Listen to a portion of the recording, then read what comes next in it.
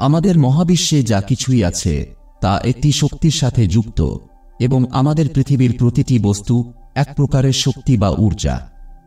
যখন আপনি কোনো চিন্তা বা ইচ্ছা করেন তখন তা থেকে একটি শক্তি নির্গত হয় এবং সেই শক্তি আমাদের মহাবিশ্বের সাথে মিলিত হয় এবং আমাদের মহাবিশ্ব সেই শক্তির ফ্রিকোয়েন্সির ভিত্তিতে আমাদের চিন্তা বা ইচ্ছাকে কল্পনা থেকে বাস্তবতায় পরিণত করে।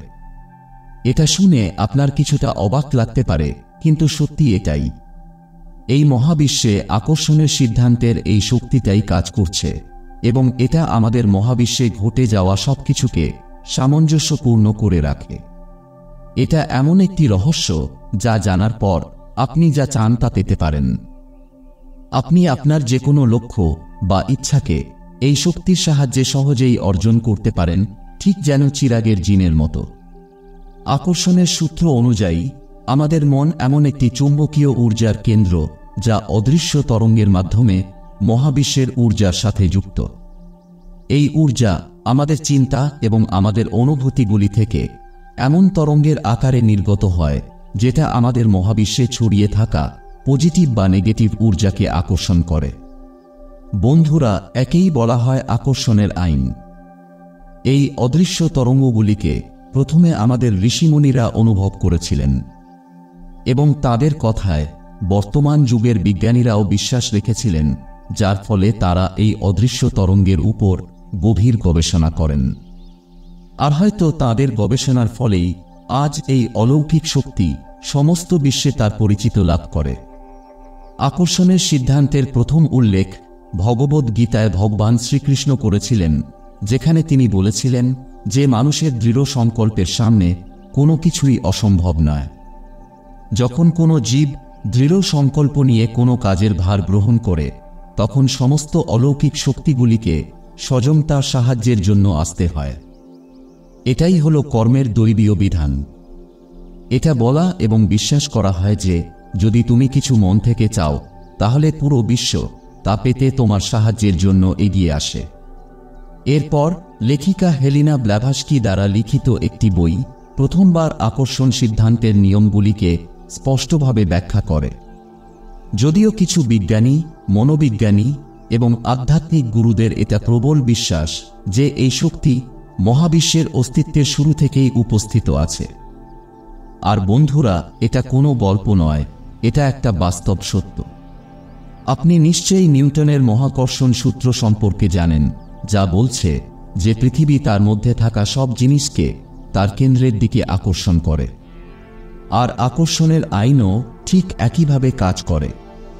ভাবুন আপনি কিভাবে একটি ছোট যন্ত্রের মাধ্যমে ঘরে বসে বসে হাজার হাজার কিলোমিটার দূরের শব্দ শুনতে পান, কিভাবে অন্য একজনের মনের ভাব আপনার মনে পৌঁছায়, কিভাবে আপনার ইচ্ছা বা প্রার্থনা গৃহীত হয়।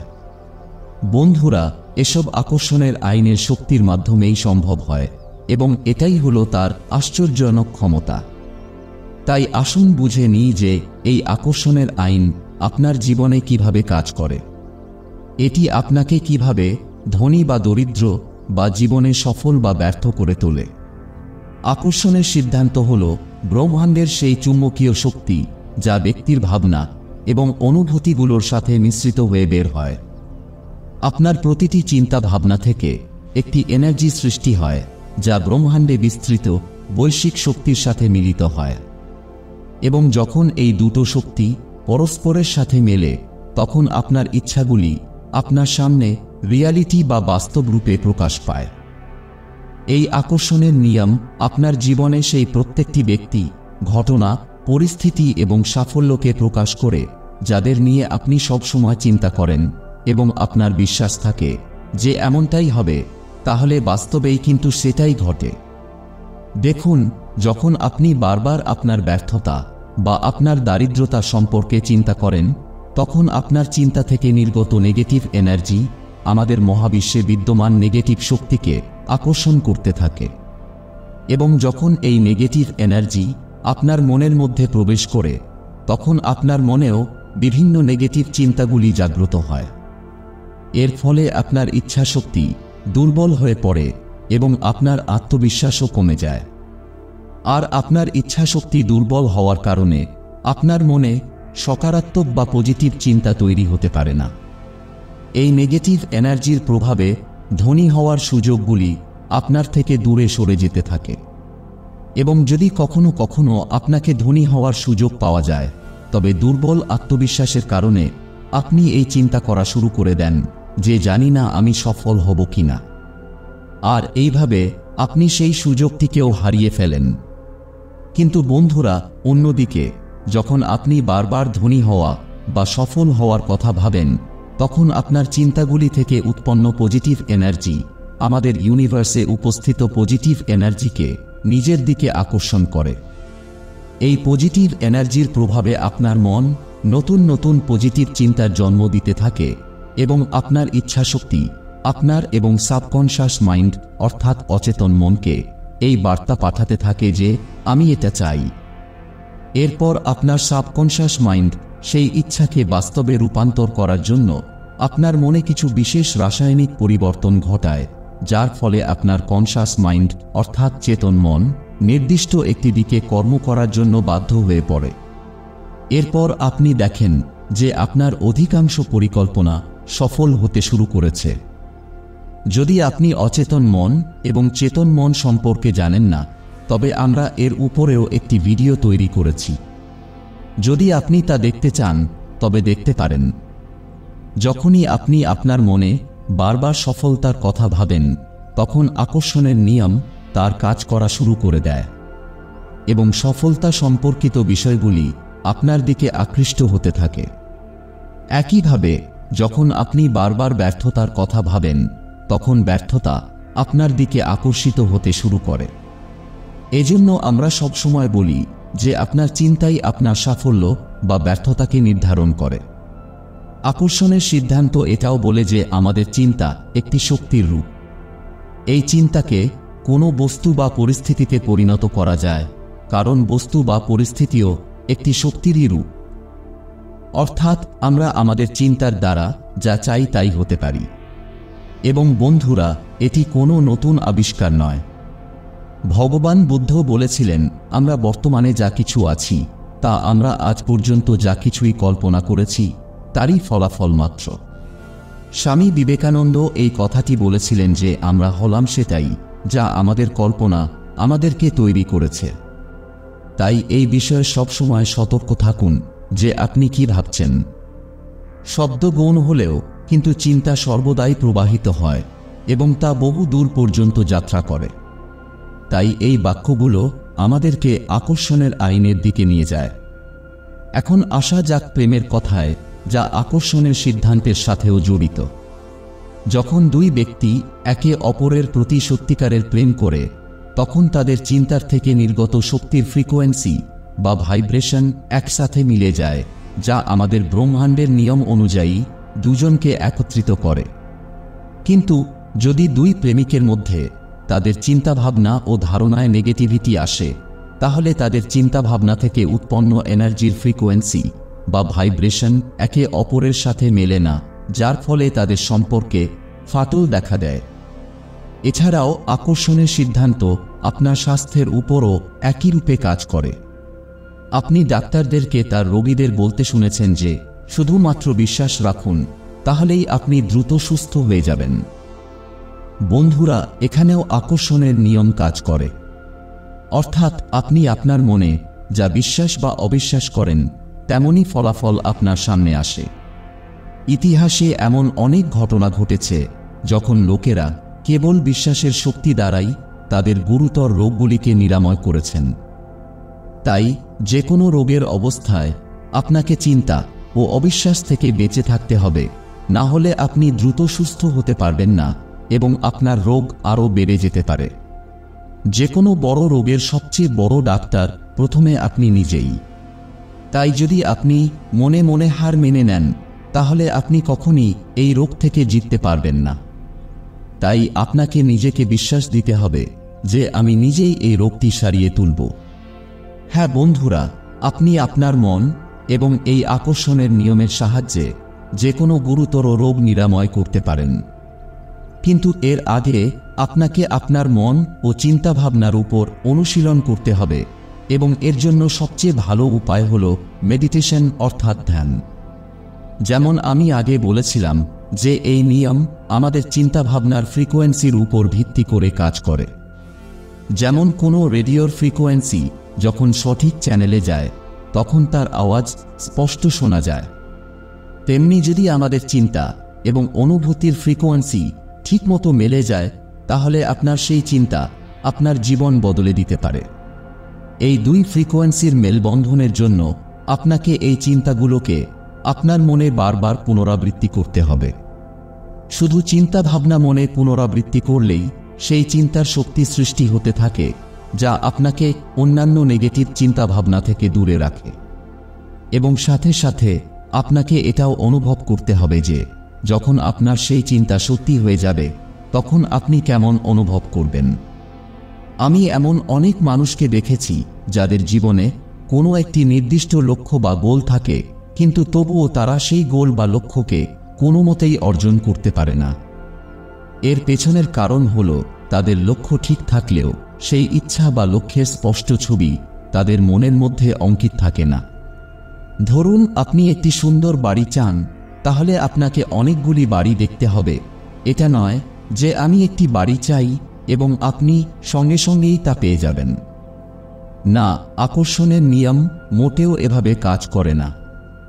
আপনাকে অনেক বাড়ি দেখতে হবে এবং আপনার মনে সেই বাড়ির ছবি তৈরি করতে হবে যে আপনার ইচ্ছার বাড়িটি কেমন হওয়া উচিত, এবং আপনাকে নিজে এমন কিছু ঘরকে বাস্তবেও দেখতে যেতে হবে তাতে সেটি আপনার বাজেটে থাকুক বা না থাকুক। ঘর দেখতে যাওয়াটা আপনার জন্য অপরিহার্য এবং প্রতি 2 দিন অন্তর অন্তর আপনাকে অন্যান্য ঘরগুলিকেও দেখতে হবে, তাদের তুলনা করতে হবে। দেখবেন এই কাজ করতে করতে ব্রহ্মাণ্ড আপনাকে ঘর কিনতে নতুন নতুন আইডিয়া দেবে। তাই যদি আপনি যে কোনো কিছু পেতে চান, প্রথমে সেই বিষয়ের একটি স্পষ্ট ছবি আপনার মনে থাকা দরকার। যখনই আপনি কোনো চিন্তা বা ইচ্ছা করবেন, পুরো অনুভূতি সহকারে তাকে অনুভব করুন এবং পুরোপুরি তাতে ডুবে যান, যেন আপনি তা পেয়ে গেছেন বা আপনি সত্যিকারের সেই ব্যক্তি হয়ে উঠেছেন। এবং হ্যাঁ, আপনার মনে এমন ধারণা থাকা উচিত নয় যে জানি না এটা আদৌ সত্যি হবে কিনা। এমন নেগেটিভ চিন্তা আপনার জন্য অনেক ক্ষতিকারক। আপনি এমনভাবে চিন্তা করুন যে যেন আপনি সেই ঘরটি সত্যিকারেরই কিনে ফেলেছেন, এবং আপনার মনে এমনভাবে ভিজুয়ালাইজ করুন যেন আপনি সেই ঘরে বা গাড়িতে বসে আছেন, ঘরে ঘুরছেন বা গাড়িতে ঘুরছেন, আর আপনার পরিবারও সেই ঘরে বা গাড়িতে আপনার সঙ্গেই আছে। এইরকম ভিজুয়ালাইজেশনের মাধ্যমে আপনার মনে আপনার সেই চিন্তার একটি স্পষ্ট ছবি তৈরি হয় যা বাস্তবে পরিণত হতে পারে। ব্যাস, এরপর আপনাকে কেবল এই বিশ্ব ব্রহ্মাণ্ড থেকে আপনার সত্যিকারের অনুভূতির সঙ্গে সেই জিনিসটিকে চাইতে হবে। ব্রহ্মাণ্ড থেকে যখনই কিছু চাইবেন বা তাকে কিছু আদেশ দেবেন, তবে তা কিন্তু স্পষ্ট এবং ইতিবাচক শব্দের মাধ্যমেই হতে হবে, কারণ ব্রহ্মাণ্ড আমাদের শব্দ থেকে সৃষ্ট অনুভূতিগুলিকে ধরে ফেলে এবং তার অনুসারেই কাজ করে। উদাহরণস্বরূপ, যদি কোনো এক ব্যক্তি লেখে যে তিনি ধনী হতে চান এবং অপর এক ব্যক্তি লেখে যে তিনি দরিদ্র থাকতে চান না, তবে দুজনের মানেই কিন্তু ধনী হওয়া। কিন্তু ব্রহ্মাণ্ড প্রথম ব্যক্তির ধনী শব্দটি ধরবে এবং দ্বিতীয় ব্যক্তির দরিদ্র শব্দটিকেই ধরবে এবং তাদের দ্বারা ব্যবহার করা শব্দানুযায়ী তাদেরকে ফলাফল দেবে। অর্থাৎ চিন্তা করার সময় বা ব্রহ্মাণ্ডকে আদেশ দেওয়ার সময় কখনো কোনো নেগেটিভ শব্দ ব্যবহার করা উচিত নয়। যদি আপনার বাড়িতে বাথরুমের সাবানটি শেষ হয়ে যায়, তবে আপনার এটা বলা উচিত নয় যে বাড়িতে সাবান নেই। আপনার এভাবে বলা উচিত যে আমাদের নতুন সাবান আনতে হবে।